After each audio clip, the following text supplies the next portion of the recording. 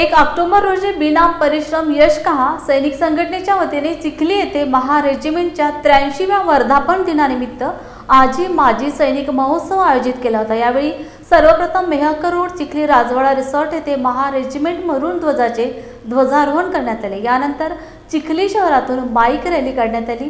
ही rally शहरातील विश्राम भवन समोरील शहीद कैलास पवार यांच्या स्मारकावर जाऊन अभिवादन करण्यात आले।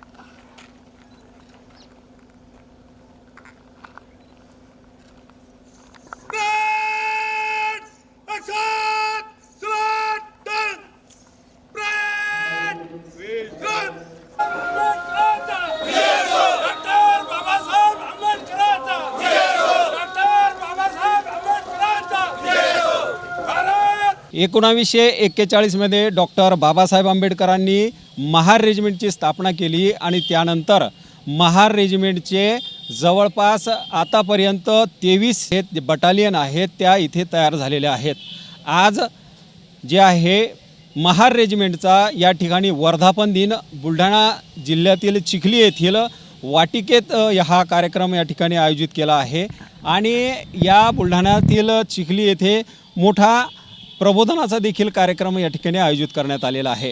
तर शहरातून रॅली काढून डॉक्टर बाबासाहेब आंबेडकर वाटिका या ठिकाणी अभिवादन करण्यासाठी महार रेजिमेंटचे आजी माजी सैनिक जे आहेत ते या ठिकाणी उपस्थित झालेले आहेत आणि आपण त्यांच्याकडून या महार रेजिमेंटच्या गौरवशाली जो इतिहास आहे, जी गाथा आहे शौर्याची, त्या गाथेसंदर्भात त्यांच्याकडूनच आपण जाणून घेणार आहोत। बिना परिश्रम यश कहा या सैनिक संघटनेचे संस्थापक अध्यक्ष आपल्यासोबत आहेत साळवे साहेब, त्यांच्याशी आपण जाणून घेऊया रेजिमेंटचा जो काही इतिहास आहे तो या ठिकाणी आपण जाणून घेऊया। सर काय सांगा आजचा दिवस कशा पद्धतीने साजरा? सर्वप्रथम महार ग्रुपचे तमाम ऑफिसर साहेबान, जेशू साहेबान, एनशू साहेबान आणि बहादूर जवानांना मी या दिनी क्रांतिकारी जय भीम करतो आणि 1 ऑक्टोबर 1941 या दिवशी ही रेजिमेंट स्थापन झाली। महार रेजिमेंट जवळजवळ आज 83वा दिवस स्थापना दिवस आपण साजरा करत आहोत। या दिनी आपण दिवाळीपेक्षाही या उत्सवापेक्षाही अधिक प्रमाणानं येऊन या ठिकाणी आपले महार सैनिक आजपर्यंत ज्यांनी वीरता, पराक्रम, बहादुरी असे काम करून परमवीर चक्र प्राप्त करणारे, महावीर चक्र प्राप्त करणारे, वीर चक्र प्राप्त करणारे, शौर्य चक्र प्राप्त करणारे अशा तमाम शहीद महार सैनिकांना या ठिकाणी आपल्या सर्वांच्या वतीने या ठिकाणी सर्वप्रथम मी मानवंदना देतो आणि सांगून इच्छितो की बाबासाहेबांच्या या अथक परिश्रमातून हे महार रेजिमेंट स्थापन झाले। बाबासाहेब आपले सर्वांचे दैवत असल्यामुळे आज आपण गाडी घोड्यानं फिरत आहोत। आज जो आपल्यासोबत कार्य आहेत हे बाबासाहेबांचे सर्व आपल्या सर्वांवर उपकार आहेत आणि म्हणून महार सैनिकाने यापुढे अवश्य यामध्ये सक्रिय भाग घेऊन बाबासाहेबांच्या या रथाला, बाबासाहेबांच्या विचाराला, बाबासाहेबांच्या संविधानाला जपण्यासाठी या सैनिक लोकांनी कार्य केलं पाहिजे। पूर्वी ब्रिटिश काळापासूनच तर आतापर्यंत मोठ्या प्रमाणात या ठिकाणी महार सैनिकांनी आपलं शौर्य गाजवलेलं आहे। त्यातच काही माजी सैनिक आहेत ते आपला अनुभव या ठिकाणी आपल्यासमोर सांगणार आहेत। सर सांगा काय नेमकं तुमचं नाव सांगा आणि कुठं होता तुम्ही आणि काय नेमकं पराक्रम होता त्यावेळेस सांगा। मी नायक सुभेदार अभिमन्यू करपे, 3rd मार। आज का दिन हम सभी फौजियों के लिए महार रेजिमेंट के एक बहुत बड़ा दिन है। आज के दिन हमारे रेजिमेंट का मतलब 83 दिन हम इस जगह पर अपना मतलब महोत्सव मना रहे हैं। सबसे खुशी की बात कि हमारे रेजिमेंट का ऐसा इतिहास है जो कि मतलब हिंदुस्तान के लिए सबका एक मिसाल है। हमारे रेजिमेंट कम समय दूसरे रेजिमेंट से कम समय में हमारे बहुत सारे हमने पराक्रम किया है। हिंदुस्तान के मतलब हर लड़ाई के अंदर हमारे सेना ने, हमारे रेजिमेंट ने, हर रेजिमेंट के हर बटालियन ने वहाँ पर हर प्रकार का शौर्य वहाँ पर देकर सबसे ऊंचा वहाँ पर अपना गौरव का उसमें गाथा अपनी दिखाई है।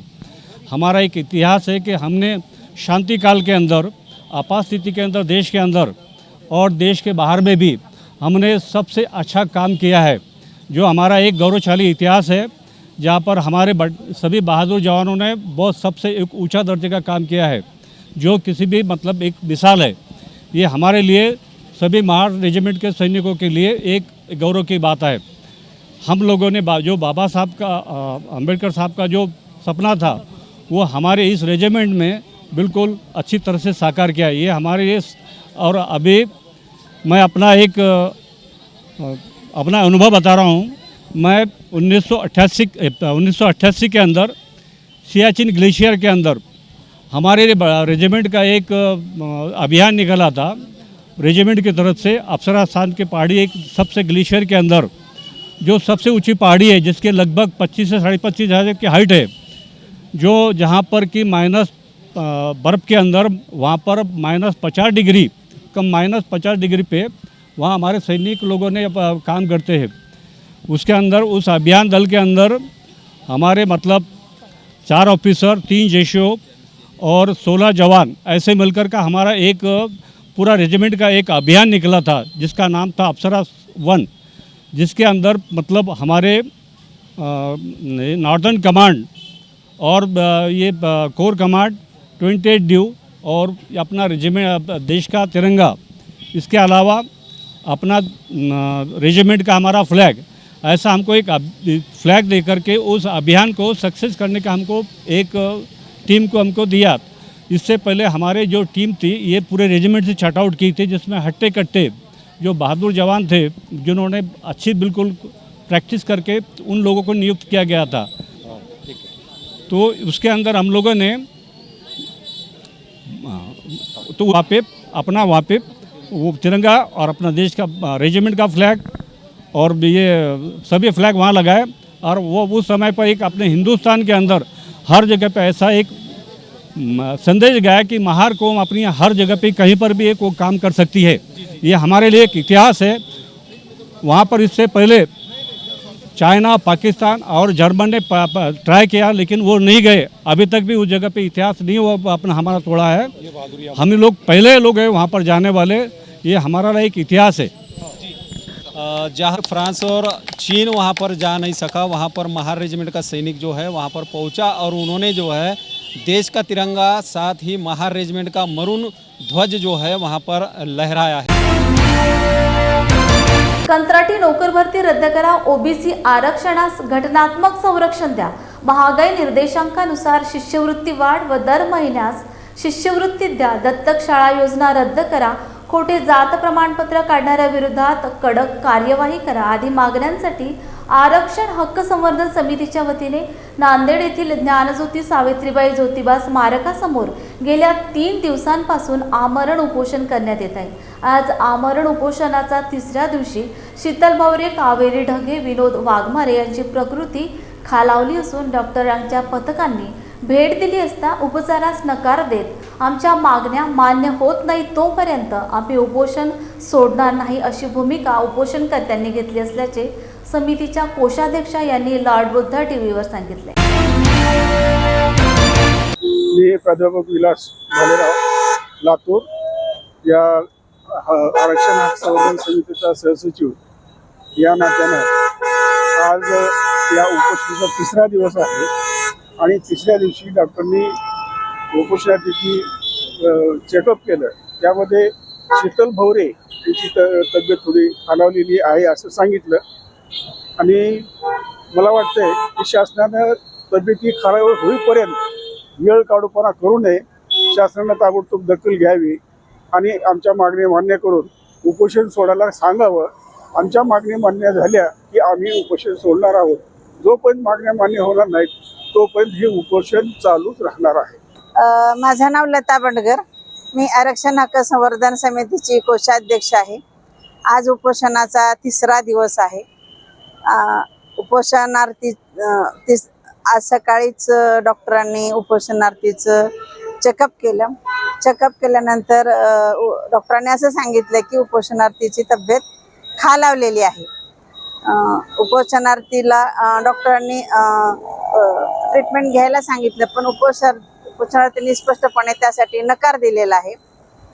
आरक्षण हक्क त्यांनी असं ठामपणे सांगितलेलं आहे की जोपर्यंत आमच्या मागण्या मान्य होत नाहीत तोपर्यंत उपोषणावर ठाम राहणार आहोत. आणि जर या उपोषणार्थीला काही झालं तर याची सर्वस्वी जबाबदारी शासनाची राहील. मी आरक्षण हक्क संवर्धन समितीची कोषाध्यक्ष या नात्याने हे स्पष्टपणे सांगते की ही जबाबदारी पूर्णतः शासनाची राहील. हेल्मेट सक्तीच नाही तर ही माझी जबाबदारी ही टॅगलाईन घेऊन कोल्हापूर प्रेस क्लब, पोलीस दल व प्रादेशिक परिवहन अधिकारी कार्यालय यांच्या संयुक्त विद्यमाने शहरात दुचाकीवरून पत्रकारांची हेल्मेट घालून रॅली काढण्यात आली. तत्पूर्वी प्रेस क्लबच्या कार्यालयासमोर झालेल्या कार्यक्रमात जिल्हा पोलीस प्रमुख महेंद्र पंडित, दीपक पाटील, रोहित काटकर, नंदकुमार मोरे यांच्या हस्ते 100 सभासद पत्रकारांना हेल्मेट वाटप करण्यात आले. Yes sir. चलो ओके, थँक्यू. Okay sir. 4, 3, 2.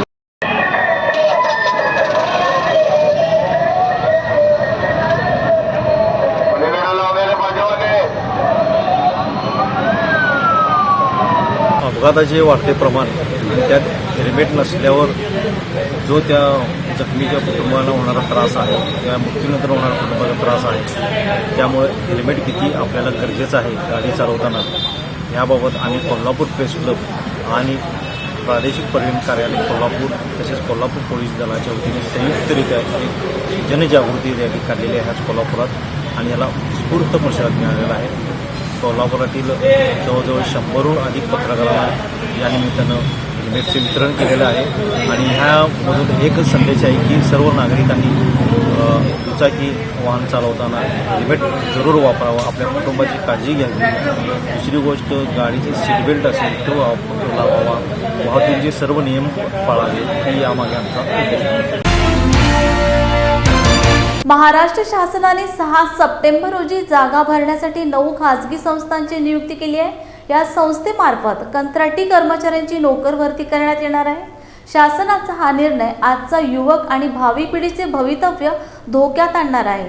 हा शासन निर्णय रद्द करण्यात यावा या मागणीसाठी 6 ऑक्टोबर रोजी परभणी जिल्हाधिकारी कार्यालयासमोर धरणे आंदोलन करण्यात येणार असल्याची माहिती वंचित बहुजन आघाडीचे जिल्हा उपाध्यक्ष प्राध्यापक डॉक्टर प्रवीण कनकुटे यांनी लॉर्ड बुद्धा टीव्हीशी बोलताना दिली. वंचित बहुजन आघाडी परभणी जिल्ह्याच्या वतीनं दिनांक 6 ऑक्टोबर रोजी परभणी जिल्हाधिकारी कार्यालयासमोर आपल्या विविध मागण्यांसाठी एक दिवसीय धरणे आंदोलनाचं आयोजन करण्यात आलेलं आहे. त्यामध्ये महाराष्ट्र शासनाने मागच्या महिन्यामध्ये जो जागा भरण्यासाठी जी खाजगी यंत्रणांची जी नेमणूक करण्याचा PR काढला होता, त्या 9 एजन्सी रद्द कराव्यात. तसेच महाराष्ट्र शासनाने समूह शाळांच्या नावाखाली जिल्हा परिषदेच्या हजारो शाळा बंद करण्याचा एक निर्णय घेतलेला आहे. तो देखील निर्णय महाराष्ट्र शासनाने वापस घ्यावा. यासह जाहिरातधारकांचे अनेक परिपूर्ण असे प्रस्ताव कलेक्टर ऑफिसला पडून आहेत, त्याच्यावर कुठलाही निर्णय होत नाही. या जाहिरातधारकांच्या प्रस्तावावर देखील शासनाने लवकरात लवकर निर्णय घ्यावा. या प्रमुख मागण्यांसाठी वंचित बहुजन आघाडी परभणी जिल्ह्याच्या वतीनं आम्ही 6 तारखेला धरणे आंदोलन करत आहोत. हुआ बहू? माँ, पाइल्स की बहुत तकलीफ हो रही है. तो तुम गुदरोग सर्जन के पास क्यों नहीं गई? देखो, जैसे हार्ट के लिए हार्ट स्पेशलिस्ट, ब्रेन के लिए ब्रेन स्पेशलिस्ट, तो पाइल्स के लिए पाइल्स स्पेशलिस्ट क्यों नहीं? स्त्री हो या पुरुष, टॉयलेट में तकलीफ केवल पाइल्स ही नहीं और भी कई प्रकार के गुदरोग तथा कैंसर भी हो सकता है. इसीलिए इसकी प्रत्यक्ष जांच जरूरी है. ठीक है माँ, पर जांच के लिए हम जाएंगे कहाँ? वही काले आयुर्वेदिक पाइल्स हॉस्पिटल में. लेकिन माँ, प्रेगनेंसी में पाइल्स की दवाइयाँ? प्रेगनेंसी में आयुर्वेदिक दवाइयाँ सुरक्षित होती है। जनहित में जारी। काळे आयुर्वेदिक पाइल्स हॉस्पिटल, औषधि चिकित्सा तथा सर्जरी ट्रीटमेंट उपलब्ध। हमारा पता उमरेड रोड, दिघौरी बस स्टॉप के पास, नागपुर। अधिक जानकारी के लिए वेबसाइट पर जाएं kaalepailshospital.com। स्वच्छ भारत अभियान अंतर्गत संपूर्ण देशासह राज्यात 1 तास स्वच्छतेसाठी ही मोहीम यशस्वीरित्या राबविण्यात आली। पाली शहरात देखील पाली नगरपंचायत व डॉक्टर श्री नानासाहेब धर्माधिकारी प्रतिष्ठानच्या तर्फे संपूर्ण पाली शहरातील श्री बल्लाळेश्वर मंदिर परिसरात, पाली पोलीस ठाणे परिसर, दिवाणी न्यायालय परिसर, पाली तहसील कार्यालय परिसर अनेक ठिकाणांची हाती झाडू, फावडे, घमेले घेऊन सर्व सभापती, सर्व नगरसेवक आणि कर्मचारी यांनी पाली शहर स्वच्छ चकाचक केले। देशाचे माननीय पंतप्रधान नरेंद्रजी मोदी यांनी हे मिशन स्वच्छता 2.0 आहे। तर पंतप्रधान झाल्यानंतर सर्वाधिक महत्त्व त्यांनी जर कुठल्या विषयाला दिलं असेल तर ते महत्त्व त्यांनी ह्या देशाच्या स्वच्छतेला दिले। ह्या देशाला स्वच्छतेची संत मांदिळेची रावसाहेब परंपरा आहे, ज्याच्यामध्ये स्वतः महात्माजी गांधी होते की ज्यांनी म्हणजे घर स्वच्छ, आळी स्वच्छ, गाव स्वच्छ आणि देश स्वच्छ अशी एक संकल्पना त्यांच्या कार्यकाळात राबवली होती। महाराष्ट्र लालांभूत आहे या गोष्टीला की ज्यांनी स्वतःच्या कीर्तनातून स्वच्छतेचा मूलमंत्र ज्यांनी ह्या पूर्ण उभ्या देशाला दिला ते संत गाडगे महाराज यांनी आपल्याला एक वेगळी दिशा या संदर्भात कित्येक वर्षापूर्वी दिलेली आहे। आणि अभिनंदन करावं तेवढं कमी आहे केंद्र शासनाचं आणि राज्य शासनाचं की पूर्वसुरींनी आखून दिलेल्या अत्यंत चांगल्या विचारांच्या आणि चांगल्या गोष्टींकरता हा स्वच्छता पंधरवडा जाहीर झाला। आणि आज 1 तारखेला असं ठरलं, पंधरवड्याच्या पूर्वसमाप्तीच्या एक दिवस, की सर्वांनी एकत्र यावं, सर्व नागरिकांनी एकत्र यावं, सर्व लोकप्रतिनिधी एकत्र यावं, सर्व शासकीय अधिकाऱ्यांनी, कर्मचाऱ्यांनी एकत्र यावं आणि संपूर्ण देश आज एका वेळेला, म्हणजे ही जगातली सर्वात मोठी मोहीम रावसाहेब असेल की आज सकाळी 10 वाजता ह्या भारत मातेच्या कोपऱ्यामध्ये, म्हणजे असे तू हिमाचल ज्याला म्हणता येतात, असे तू हिमाचल प्रत्येक ठिकाणी स्वच्छतेचा कार्यक्रम आज 1 तास आपला चालू आहे। ह्याच्यामध्ये जनजागृती होईलच आणि स्वतःची आळी, स्वतःचं शहर, स्वतःचा परिसर स्वच्छ केल्या कारणानं ज्या काही चांगल्या भावना उद्दीपित होतात त्याचाही साऱ्यांना आपल्याला लाभ मिळेल।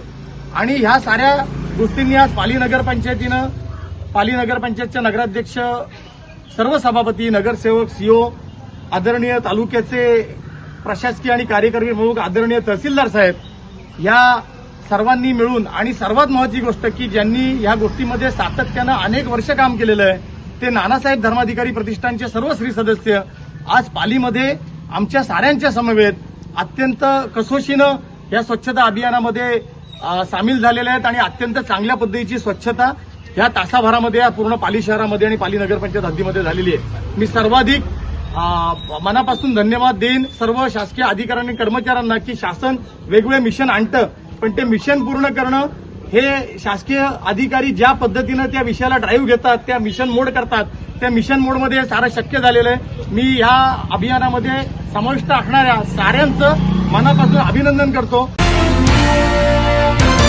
जिल्हा परिषद व नगर परिषदेच्या शाळा कॉर्पोरेटकडे हस्तांतरित करण्याची आणि 9 खाजगी एजन्सी मार्फत फिक्स वेतनावर कर्मचाऱ्यांची भरती करण्याचा महाराष्ट्र शासनाच्या धोरणाविरोधात काल राष्ट्रीय मूल निवासी बहुजन कर्मचारी संघाच्या वतीने नांदेडच्या जिल्हाधिकाऱ्यांमार्फत राज्याचे राज्यपाल, मुख्यमंत्री, शिक्षण मंत्री व मुख्य सचिव यांच्या नावे निवेदन देण्यात आले।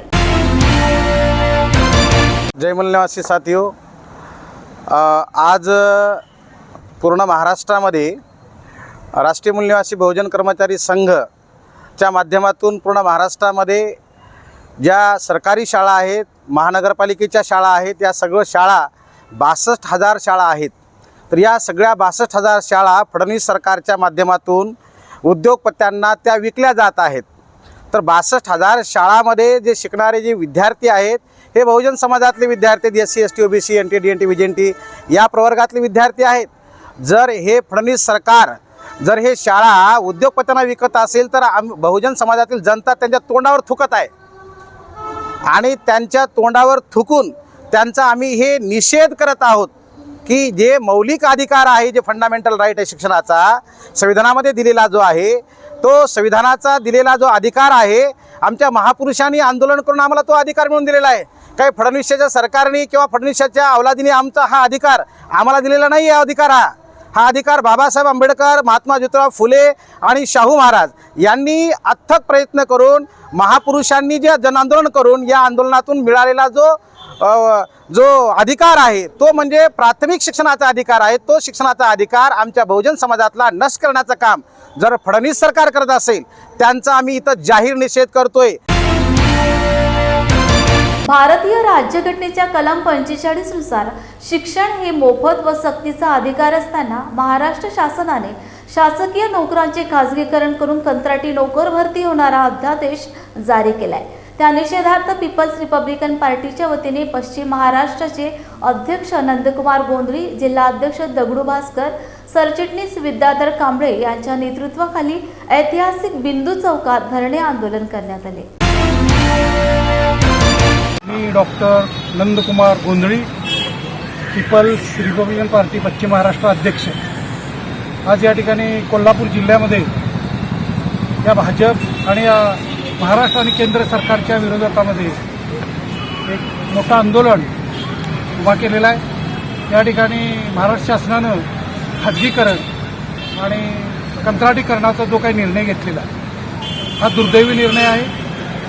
हे भाजपचं सरकार या देशामध्ये आल्यापासून गोरगरीब, शोषित, पीडित, दलित यांना सोळकी पळ करून सोडलेला आहे. माता भगिनी असू द्यात, अन्याय, अत्याचार, जुल्म हा त्यांचा अजेंडा आहे. त्यांचा दिखावा वेगळा आहे आणि त्यांची कार्य आणि कर्तृत्वाची पद्धत ही फार वेगळी आहे. इथला अल्पसंख्याक मुस्लिम समाज असेल, दलित समाज असेल, शोषित, पीडित आणि बहुजन समाजाला कुठल्याही प्रकारचं जगणं मुश्किल करून या सरकारनं सोडलेलं आहे. आणि आता तर बघा, या सरकारनं शाळांचं खाजगीकरण केलेलं आहे आणि जवळपास हजारो शाळा नष्ट करण्याचं काम हे सरकार करत आहे. डायरेक्ट तहसीलदार, कलेक्टर आणि IPS अधिकाऱ्यांना आपले नाटलग आणि खुर्चीवर बसून या देशाचा कारभार करण्याचा ते प्रयत्न करत आहेत. माझं इतकंच म्हणणं आहे की महाराष्ट्र शासनामध्ये 58 मोर्चे, एक मराठा लाख मराठा, या मराठा समाजानं 58 मोर्चे काढले आणि आपल्याला आरक्षण मिळालं पाहिजे याच्यासाठी टाळू फोडलेला आहे. पण हे सरकार ज्यावेळेला आरक्षणच नेस्तनाबूद करतंय, त्यावेळेला तुमच्या मोर्चाला काय अर्थ राहिला? आणि हे एक मराठा लाख मराठा या गोष्टीवर शांत का बसलेले आहे? एका बाजूला आरक्षण जातंय आणि दुसऱ्या बाजूला त्यांच्या आरक्षणाची मागणी. त्या आरक्षणाच्या मागणीला काय अर्थ राहणार आहे? तर त्यांनी पुन्हा विचार करावा. एक मराठा लाख मराठा आणि मोठमोठ्या उपोषणं वगैरे चाललेलं आहे. पहिले आरक्षण टिकलं पाहिजे, हे खाजगीकरण थांबलं पाहिजे, हे कंत्राटीकरण थांबलं पाहिजे. याच्यासाठी पीपल्स रिपब्लिकन पार्टी मैदानात उतरलेलं आहे. मी दगडू भास्कर, पीपल्स रिपब्लिकन पक्षाचे जिल्हाध्यक्ष. आज पीपल्स रिपब्लिकन पक्षाच्या वतीनं महाराष्ट्र सरकारनं नोकरीतील कंत्राटीकरण आणि 62,000 शाळा, प्राथमिक शाळा, त्याचं जे खाजगीकरण करण्याचा GR केलेला आहे, तो GR त्यांनी तात्काळ मागे घ्यावा आणि शिक्षणाचं राष्ट्रीयकरण करावं आणि सरकारी नोकर भरती ही सरकारनंच करावी. त्याच्यात कुठल्याही ठेकेदाराचा हस्तक्षेप होता कामा नये. या मागणीसाठी बिंदू चौक या ठिकाणी प्रचंड मोठं असं धरणे आंदोलन करण्यात आलं. या आंदोलनामध्ये आमच्या पक्षाचे पश्चिम महाराष्ट्राचे अध्यक्ष आदरणीय नंदकुमार गोंधळी साहेब, दुसरे सरचिटणीस विद्याधर कांबळे, शहराचे अध्यक्ष गोडेराव, करवीर तालुक्याचे अध्यक्ष रमेश पाचगावकर आणि सर्वच तालुक्यातून आणि महिला आघाडीच्या प्रमुख लताताई नागावकर, जयश्री भास्कर, माधुरीताई कांबळे, त्यानंतर वंदनाताई रेंदाळकर, अशी अनेक कार्यकर्ते विविध भागातून या कार्यक्रमाला उपस्थित होते. गेली 5,000 वर्षे आपला जो समाज झुकलेला आहे, त्या समाजाला जागं करण्याचं काम फुले, शाहू, डॉक्टर बाबासाहेब आंबेडकरांनी आपल्या आपल्या युगामध्ये केलेलं आहे आणि ते युग संपवण्याचा एक प्रचंड मोठा डाव या महाराष्ट्र शासनानं आणि केंद्र शासनानं आखलेला आहे. हा डाव उधळून टाकण्यासाठी पीपल्स रिपब्लिकन पक्ष रस्त्यावर उतरून या पुढच्या काळामध्ये सुद्धा मोठे आंदोलन करेल. हुआ बहू? माँ, पाइल्स की बहुत तकलीफ हो रही है. तो तुम गुदरोग सर्जन के पास क्यों नहीं गई?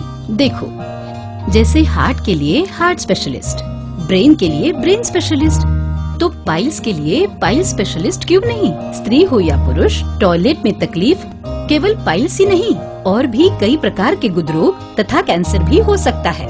इसीलिए इसकी प्रत्यक्ष जांच जरूरी है। ठीक है माँ, पर जांच के लिए हम जाएंगे कहाँ? वही काले आयुर्वेदिक पाइल्स हॉस्पिटल में। लेकिन माँ, प्रेगनेंसी में पाइल्स की दवाइयाँ? प्रेगनेंसी में आयुर्वेदिक दवाइयाँ सुरक्षित होती है। जनहित में जारी काले आयुर्वेदिक पाइल्स हॉस्पिटल, औषधि चिकित्सा तथा सर्जरी ट्रीटमेंट उपलब्ध। हमारा पता उमरेड रोड, दिघौरी बस स्टॉप के पास, नागपुर। अधिक जानकारी के लिए वेबसाइट पर जाएं kalepailshospital.com। पुरोगामी साहित्य संसदच्या विदर्भ अध्यक्ष तथा पुरोगामी पत्रकार संघाच्या चंद्रपूर जिल्हा कायदेशीर सल्लागार ॲडव्होकेट योगिता प्रकाश रायपुरे यांचा उत्कृष्ट महाविद्यालयीन शिक्षकेतर कर्मचारी म्हणून नुकताच गौरव करण्यात आला। ॲडव्होकेट रायपुरे चंद्रपूर येथील जनता महाविद्यालयात कार्यरत असून त्यांचे शैक्षणिक साहित्य व सामाजिक क्षेत्रात महत्त्वाचे योगदान आहे। विद्यापीठाच्या 12व्या वर्धापन दिनानिमित्त महाराजा सेलिब्रेशन गडचिरोली येथे पार पडलेल्या पुरस्कार वितरण समारंभात हा सोहळा संपन्न झाला। मी लॉर्ड बुद्धा चॅनलचे खूप आभारी आहे की त्यांनी मला माझा या विषयावर विचारणा करता इंटरव्ह्यू घेत आहे। नुकताच 2 ऑक्टोबर 2023ला गोंडवाना विद्यापीठाच्या 12व्या वर्धापन दिनानिमित्त विविध पुरस्काराचे वितरण करण्यात आले। त्यामध्ये उत्कृष्ट महाविद्यालयीन शिक्षकेतर कर्मचारी पुरस्कार हा विद्यापीठ स्तरीय पुरस्कार मला प्रदान करण्यात आला। हा पुरस्कार महाविद्यालयीन स्तरावर जे शिक्षकेतर कर्मचारी असतात त्या कर्मचाऱ्यांच्या कार्याचा आढावा तसेच त्यांचे सामाजिक, शैक्षणिक व त्यांचे विविध साहित्य क्षेत्रातले कार्य याकरिता त्यांना हा पुरस्कार प्रदान केला जातो। महाविद्यालयांमध्ये जे वर्ग 3 आणि वर्ग 4चे कर्मचारी असतात त्या कर्मचाऱ्याच्या कॅटेगरीमध्ये हा पुरस्कार वितरित केला जातो आणि संपूर्ण गोंडवाना विद्यापीठातून एकाच कर्मचाऱ्याला हा पुरस्कार दिला जातो। तर या कॅटेगरीमध्ये माझा वर्ग 4मध्ये मला हा पुरस्कार प्रदान करण्यात आला। याकरिता मी सर्वप्रथम चांदा शिक्षण प्रसारक मंडळाचे संस्थापक, संचालक, आताचे सचिव माननीय अशोक जीवतोडे, आमच्या महाविद्यालयाचे प्राचार्य डॉक्टर एम सुभाष सर यांचे मनपूर्वक आभार व्यक्त करते की त्यांनी माझा प्रस्ताव, माझं नामांकन तिथे केलं। आणि मी बऱ्याच वर्षापासून सामाजिक क्षेत्रात जवळपास 10 ते 12 वर्षापासून सामाजिक क्षेत्रात कार्यरत आहे, शैक्षणिक क्षेत्रामध्ये कार्यरत आहे आणि तसेच साहित्य क्षेत्रामध्ये सुद्धा पुरोगामी साहित्य संसद, पुरोगामी पत्रकार संघ, learn to educate forum, social education movement या सामाजिक संघटनेच्या माध्यमातून विविध क्षेत्रामध्ये मी माझे कार्य करीत आहे आणि त्याच कार्याच्या अनुषंगाने त्याचे मूल्यांकन केले जाते। विविध क्षेत्रामध्ये आपण कशा पद्धतीचे कार्य करतोय, आपले शैक्षणिक अर्हता काय आहे, आपण कुठले सेमिनार अटेंड करतोय का, वर्कशॉप अटेंड करतोय का, आणि सामाजिक क्षेत्रामध्ये परत रक्तदान, मतदान जागृती, संविधान जागृती, वृक्षारोपण अशा विविध उपक्रमातून आपण समाजाची कशा पद्धतीने मदत करतोय। साहित्य क्षेत्रामध्ये कार्य करताना तुम्ही साहित्याच्या बाबतीमध्ये तुमचं कविता लेखन असो, सामाजिक प्रबोधन असो की साहित्यामध्ये विविध प्रकारचे लेखन, याच्यामध्ये तुम्ही कशा पद्धतीने लेखन करताय, तुमचे प्रकाशित झालेले लेख आहेत का, तुमचे एखादे पुस्तक प्रकाशित झाले का, असं बरंचसं मूल्यांकन त्या बाबतीमध्ये होत असते। मराठवाडा मुक्ती संग्राम अमृत महोत्सव समारोह समिती वृंदावन फाउंडेशन धाराशीतर्फे येत्या 9 ऑक्टोबरला गणेश सभागृह, टिळक रोड, पुणे येथे मराठवाडा मुक्ती संग्राम अमृत महोत्सव सांगता वर्ष समारोहाचे आयोजन केंद्रीय पेट्रोलियम राज्यमंत्री माननीय रामेश्वरजी तेली व ज्येष्ठ विचारवंत शशांद्री अण्णा डागे यांच्या उपस्थितीत तरुणाईशी सुसंवाद व सन्मान समारोह आयोजित करण्यात आले असल्याची माहिती संस्थेचे अध्यक्ष व माजी खासदार सुनील गायकवाड यांनी दिली। या समारोहात विविध क्षेत्रात उत्कृष्ट काम करणाऱ्या तरुणाईचा सत्कार करण्यात येणार असून नागरिकांनी मोठ्या संख्येत उपस्थित राहण्याचे आवाहन सुनील गायकवाड यांनी केले। महाराष्ट्राच्या प्रगतीचे स्वप्न पाहणाऱ्या बंधू आणि भगिनींना मराठवाडा मुक्ती संग्राम अमृत महोत्सव समारोह समिती वृंदावन फाउंडेशन धाराशिव यांच्या वतीने सोमवार दिनांक 9 ऑक्टोबर 2023 रोजी सायंकाळी 5 वाजता गणेश सभागृह, टिळक रोड, पुणे येथे मराठवाडा मुक्ती संग्राम अमृत महोत्सवी वर्ष सांगता निमित्ताने विविध परिघात कार्यरत मराठवाड्यातील उद्योन्मुख तरुणाईशी सुसंवाद व सन्मान सोहळा आयोजित करण्यात आलेला आहे. उद्याच्या मराठवाड्याचे शिल्पकार या अर्थाने आयोजित केलेला हा कार्यक्रम आहे. आपण सर्वांनी या कार्यक्रमाला उपस्थित राहावं अशी मी आपल्याला विनंती करतो. मराठवाड्यातील जी तरुणाई आहे, जे तरुण पिढी आहे, त्यातले सिने अभिनेते असतील, त्यातले पत्रकार असतील, त्यातले उद्योगपती असतील, अशा वेगवेगळ्या क्षेत्रातील जे हिरे आहेत मराठवाड्यातले, अशांचा सत्कार आम्ही या निमित्तानं करणार आहोत.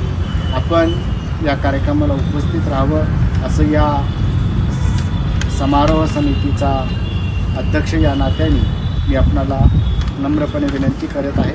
आपण सर्वांनी या कार्यक्रमाला आवर्जून उपस्थित राहावे. धन्यवाद. जय महाराष्ट्र, जय मराठवाडा. वर्धा जिल्ह्यातील शेतकऱ्यांच्या सोयाबीन पिकाची दुर्दशा झाली. हातातोंडाशी आलेला घास ऐनवेळी निसर्गाने हिरावून घेतल्याने शेतकरी हवालदिल झालाय. या शेतकऱ्यांना हेक्टरी 50,000 रुपयांची शासकीय मदत देण्यात यावी. कुचकामी पीक विमा योजना रद्द करून शेतकरी सानुग्रह योजना लागू करावी. 20पेक्षा कमी पटसंख्येच्या स्थानिक स्वराज्य संस्थांच्या शाळा बंद करण्याचा निर्णय रद्द करा. कंत्राटी पद्धतीचा निर्णय रद्द करा आदी विविध मागण्यांसाठी विविध राजकीय पक्ष व सामाजिक संघटना एकत्र येत शेतकरी संघर्ष समितीच्या वतीने 5 ऑक्टोबरला बाजार चौक वर्धा येथून भव्य शेतकरी जनाक्रोश मोर्चाचे आयोजन करण्यात येणार आहे. खाते पैशामध्ये दरवर्षी आपल्याला महाराष्ट्राला दादा तुम्हाला सांगतो 1100 कोटी रुपयापेक्षा आपण विमा देत नाही सरकार म्हणजे कंपनी. दरवर्षी 5,000 कोटी रुपयाच्या वर विम्याला देतो पैसे. म्हणजे 4 ते 4,500 कोटी रुपयाचं फ्रॉड होऊन राहिलं ना आपल्या इथे. आपली मागणी ही आहे की विमा शेतकऱ्यांचं नाव होऊन राहिलं. आपण इतका गाजावाजा केला 31 जुलैपर्यंत तुम्ही 1 रुपयामध्ये विमा काढा. लोकांना काय वाटलं, शहरी लोकांना, पांढरपेशा लोकांना, की सरकार शेतकऱ्यांसाठी किती करून राहिलं. ॲक्च्युअलमध्ये ते शेतकऱ्यांसाठी सरकार करून राहिलं का विमा कंपनीच्या घशात टाकून राहिलं. शेतकऱ्यांच्या नाव शेतकऱ्याचं भेटून कोणाला राहिलं, म्हणजे खाऊन कोणीतरी राहिलं, डकार कोणीतरी घेऊन राहिलं, नाव कोणाचं तरी होऊन राहिलं. असा तो सगळा प्रॉब्लेम आहे. आपलं म्हणणं आहे, आता मी जिल्हाधिकाऱ्यांशी आम्ही पूर्ण चर्चा केली. जिल्हाधिकारी म्हणजे तुमचं पूर्ण इश्यू आम्हाला समजला, पण हे केंद्र सरकारच्या लेवलवरची योजना बनते हे त्यांचं म्हणणं बरोबर आहे आणि आम्ही त्यांचे नोकर आहोत. तुम्ही आम्हाला निवेदन द्या, निवेदन पाठवणं आमचं काम आहे, आम्ही त्यांना सल्ला देऊ शकतो.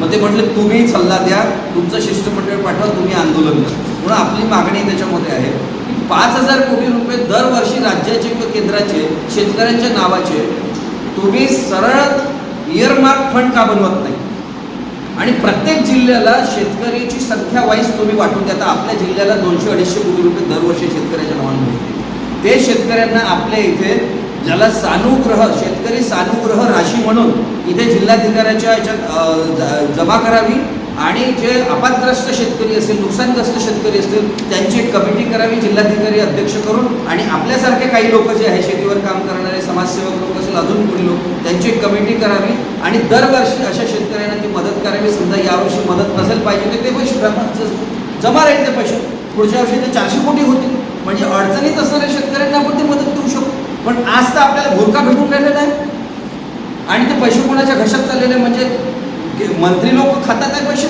आणि विमा कंपन्या साठी लोक करतात. म्हणून आपलं म्हणणं आहे की सरळ दरवर्षी जो 1000 कोटी रुपयाचा हा भ्रष्टाचार आहे तो संपवा. विमा कंपनी विमा योजना पूर्ण संपवा आणि इयरमार्क फंड तुम्ही करा आणि सानुग्रह राशी योजना जिल्ह्याला द्या. त्या जिल्ह्याप्रमाणे ते पैसे तुम्ही. ज्येष्ठ पत्रकार तथा काँग्रेसचे राज्यसभेतील खासदार तथा अभ्यासक म्हणून संपूर्ण राज्याला जाणते असणारे खासदार कुमार केतकर यांची पत्रकार परिषद शासकीय विश्रामगृह येथे आयोजित करण्यात आली होती. सध्या पत्रकारांवर कारवाई केल्या जात आहेत. आपण ज्येष्ठ पत्रकार म्हणून काय म्हणाल असं विचारले असता खासदार कुमार केतकर यांनी प्रतिक्रिया देताना सध्याचे सरकार हे दडपशाहीचे असून हे मोदी सरकार 2014 पासून सुरू आहे असं मत त्यांनी शासकीय विश्रामगृह येथे आयोजित पत्रकार परिषदेत दिले. ये तो पूरा दड़बशाही का मामला है और हर एक जो कोई भी इंडिपेंडेंट पत्रकारिता करता है या इंडिपेंडेंट स्पीच करता है, इंडिपेंडेंट एक्सप्रेस करता है, उनको दबाने की कोशिश हो रही है. और ये आज नहीं हो रही है. 2014 में मोदी साहब आ गए तब से प्रेस को दबाने की ये सब साजिश चालू है और अभी भी ये वही हुआ है न्यूज़ क्लिक को कभी ना कभी होने वाला ही था, क्योंकि न्यूज़ क्लिक अभी बाकी लोगों को भी हो सकता है, वायर को भी हो सकता है, वायर को वैसे एक दफ़ा हुआ भी है। तो मुझे लगता है कि जो आवाज़ है वो 2024 इलेक्शन के पहले, 24 के इलेक्शन के पहले उनको जितने विरोधी आवाज़ है, विरोधी नहीं जो इंडिपेंडेंट है, उनको दबाना उनको आवश्यक लगता है। सर, इस पे एडिटर गिल्ड्स की क्या भूमिका हो सकती है? एडिटर्स गिल्ड ने स्टेटमेंट निकाला है कि ये प्रेस का इंटिमिडेशन चल रहा है और प्रेस के ऊपर दादागिरी चल रही है, ये फ्रीडम ऑफ प्रेस के ऊपर हल्ला है, ये हमले का निषेध किया है एडिटर्स गिल्ड ऑफ इंडिया ने। जय भीम इंडियाच्या बातमीपत्रात तुर्तास इथेच विराम घेऊया. पुन्हा भेटूया ताजा घडामोडी घेऊन. जय भीम.